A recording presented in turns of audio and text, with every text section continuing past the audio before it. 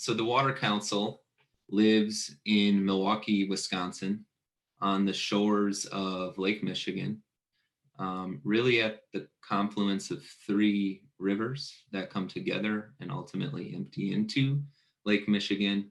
And so the Water Council's home, being in Milwaukee, is somewhat comes from the history of the city itself, right? So um, for those that don't know, Molson Coors Brewery is here in the city of Milwaukee. And so that produces popular beers like Miller Lite and whatnot, but that's sort of a legacy industry that's been in Milwaukee for quite a while. In addition to that, there were leather tanneries and other sort of water intensive sort of industries in Milwaukee from its early days. And so as a result of those water intensive industries being here, a number of water technology companies started to pop up as well to serve those industries. And so it's sort of the genesis of the Water Council as an organization. Some of the individuals that were involved, including our CEO, Dean Amhouse, and others, really saw a vision for taking advantage of the high concentration of water technologies that existed in Milwaukee. And so the Water Council now serves as a hub for fostering water technology development and other things with an aim towards solving the world's water problems. And so there's a number of different programs that support that, one of which is the Alliance for Water Stewardship North America. And so that's the capacity that I work in for the Water Council, as the program manager for the Alliance for Water Stewardship North America.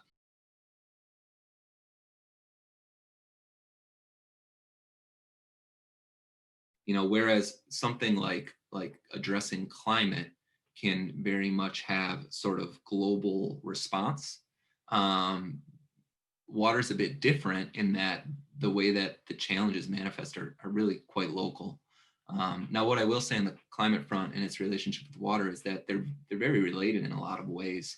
There's a number of beneficial water-related strategies, objectives, targets, goals, things that individuals and corporations can do to improve water-related outcomes that have co-benefits related to the climate.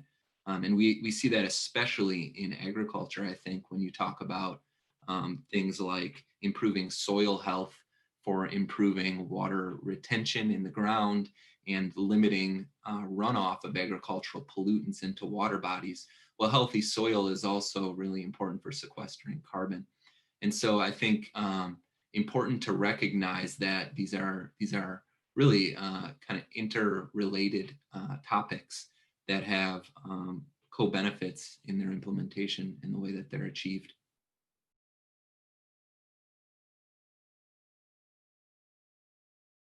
You know, if you let's take the common citizen as an example, right? Just a person that their primary interaction with water is brushing their teeth and turning on the faucet to wash the dishes and taking a shower in the morning.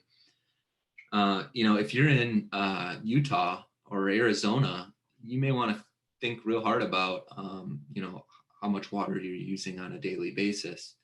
I'm not here to suggest that if you're in Milwaukee, you should waste water.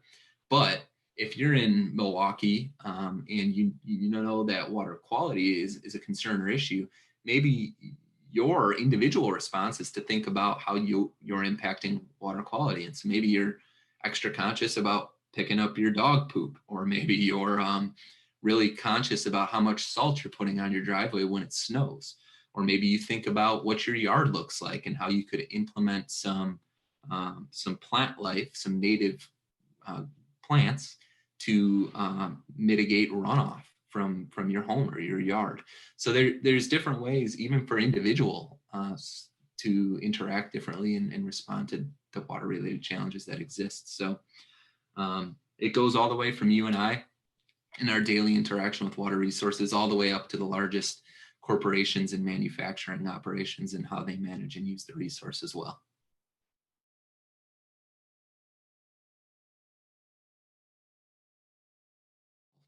There are so many great initiatives, organizations, opportunities for citizens to get involved in different environmental activities, whether it's related to climate or water or, and everything in between.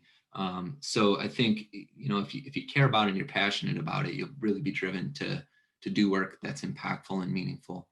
Um, as it relates to specifically water stewardship, I think, again, do what you can to learn about what the challenges are that exist in your local area as it relates to water resources. And if your interest is in climate, which it should be because it's a huge issue on a global scale, figure out where those things nexus. How are they related to each other?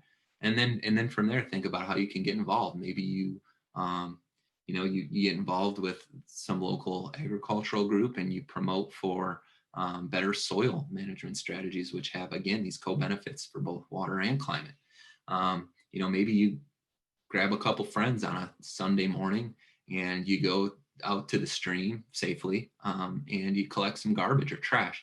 There's a number of different ways, I think, to get involved. But what it really starts with, I think, is exploring your passion, what you care about, exploring the existing initiatives that are going on where you live, and figuring out where there's some alignment between what you're interested in and what's already going on, and then educating yourself to really understand what are the primary challenges here, and how can I, as an individual in my daily life and through different involvement opportunities at a community level, get involved to be a part of the solution.